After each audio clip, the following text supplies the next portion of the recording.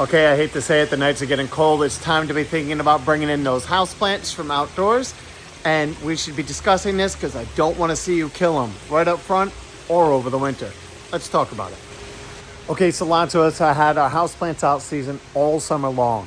Now with the cold nights, they're starting to go dormant and we don't want to see a touch of frost hitting them and killing our beautiful houseplants because most of them, in my experience, have loved being outdoors. Now, one of the biggest things you want to look at right up front, if you have the luxury of time, stop bringing them in. Keep them outside in a sheltered area at night maybe, but bring them in during the day. Start transitioning them over to the light levels that are inside. That's going to help transplant shock. But the most important thing I see is people kill them with insects. When the plants are outside, the conditions are conducive for the plant and it's stressful for the insects. So you may have lots of insects on your plants and you just don't realize it because from a distance, they look beautiful. But you bring them indoors. Now the plant is stressed and the insect is protected from predators and from rain and the elements. So now when you get them inside, the conditions are perfect for an explosion. And many times, it never ceases to amaze me. People bring them in September, October, prepare them for the winter. Maybe they drop some leaves, maybe they don't drop some leaves, but then come December, January, they start coming in. The plant's dropping all its leaves. The leaves are all speckled and they just don't know what's going on. And what looked beautiful is now starting to die. The biggest thing is just that you were just a few insects on that plant. And then they became 4 insects, and then they became 8 insects, and then so on and so forth. And by the time Christmas, the new year comes around, we look up from the holidays, we look back at our plants that once looked like this, and then all of a sudden, they just look like junk. And it's just because you didn't put enough prevention into them right up front when you were bringing them in. So right now, that transition of getting them weaned over to the temperatures indoors is great to stop shock. So just over the course of a week, bring them in, let them out at night in the cool temperatures. But I find it's the light levels. We're trying to condition them for the light levels. If all of a sudden they're going to say frost, you just bring them in. Don't worry about any of that. Now, if you want to protect the plants, it all depends on how much of a purist you want to be. Let's look at a couple treatments because there's some pros and cons to each one of these that we should discuss. So these are 3 different of the most common insecticides that I see for plants. Now, the most passive is at least spraying them down with an insecticidal soap. It's not a traditional poison per se. It's one of the safer products out there. It's killing insects by smothering them. But my experience is that many insects on a plant are going to be way down in the nook and cranny. So you really have to pay attention to trying to spray the underneath of the plants, way down in the cracks, really saturate them down. The problem is with some of these insecticidal soaps, they're great for soft-bodied insects like aphids.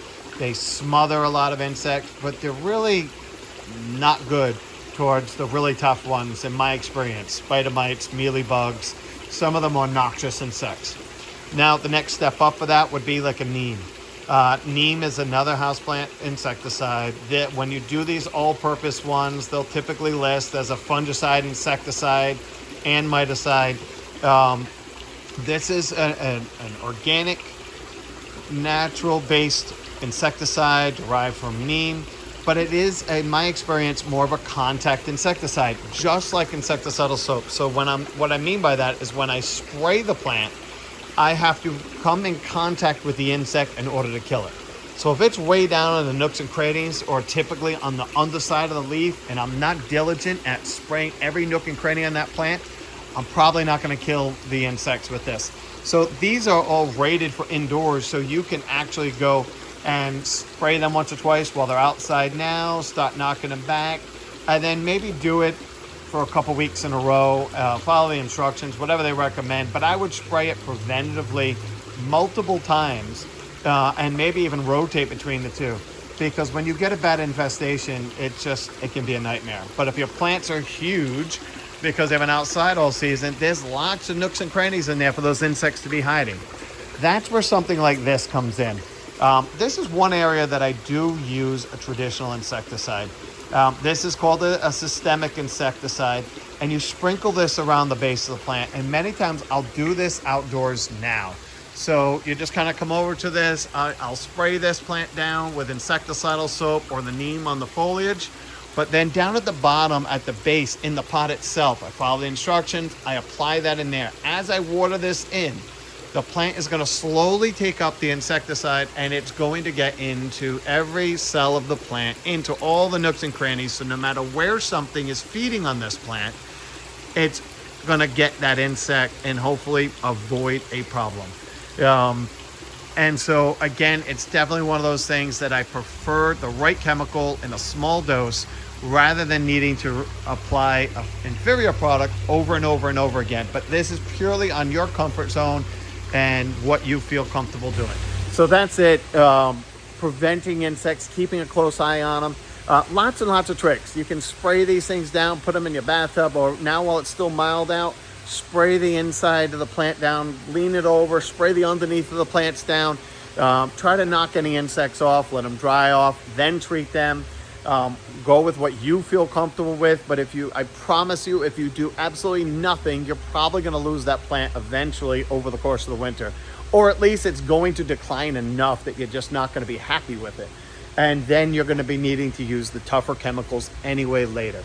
So again, spray it down, use the right product in a small dose, and keep in mind that even though your plants are indoors now, they're going to slow down on their growth.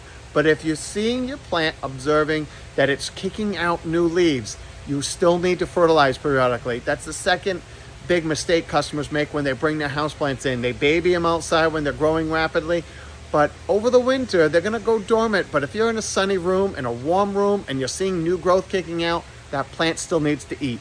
You just don't feed it as often. We'll do other videos later on that, but just wanted to plug it so you keep it in mind. Hope that helps. Take care.